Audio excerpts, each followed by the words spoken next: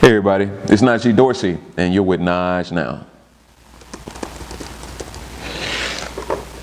How much is too much to pay, or is there a price that's too much to pay for an emerging artist? And I guess the first thing we have to decide is, what's an emerging artist, right? You got to come to terms with that. Is it someone that's, first 5 years, 10 years in the game, someone that's just kind of getting established in style and reputation?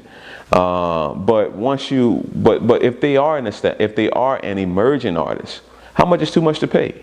$1,500, $2,500, $3,000, $5,000. I mean, I don't know. I think for someone, I would say for someone that's just getting started, the most I would probably pay for an emerging artist, depending on the work, complexity, style, size, the whole thing. Probably the most I would be willing to pay is probably like $2,500.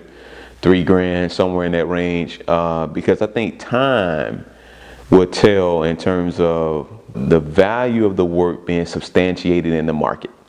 The market would dictate the value over a given period of time. You may be hot right now.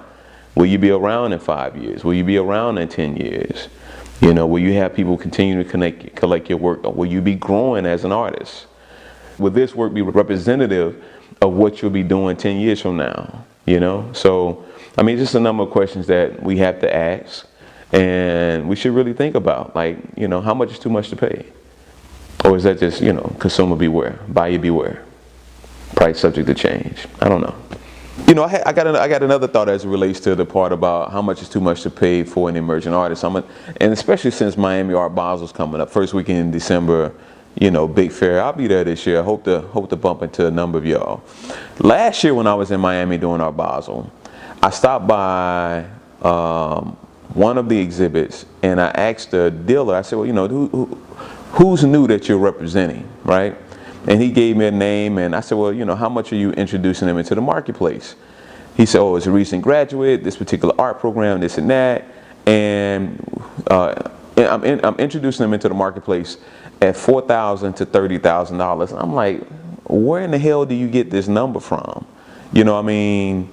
Like as a collector, as an artist, as a collector, and all the different hats that I wear, how as a gallery do you feel comfortable introducing someone that's brand new, unestablished, into the marketplace at a $4,000 to $30,000 market value? As a collector, how would you feel about a gallery, presenting that? I understand this, art is a widget, art is a commodity. And it's up to the gallery and the market to dictate the valuation of that particular commodity. But I kind of got it. I got an issue with that. I think there's a trajectory, there's a period of time, there's a stage of development that you make as an artist, as a creative, and you have to, to a certain degree that you want it to stand the test of time. In the sense of, someone working today may not be working in 5 years, may not be working in 10 years. What happens with that work? So I would be a little concerned with spending that level of money, even if the artist is represented by a gallery, on someone that's brand new in the game. It's too much work out there. Do that. It's just one man's opinion.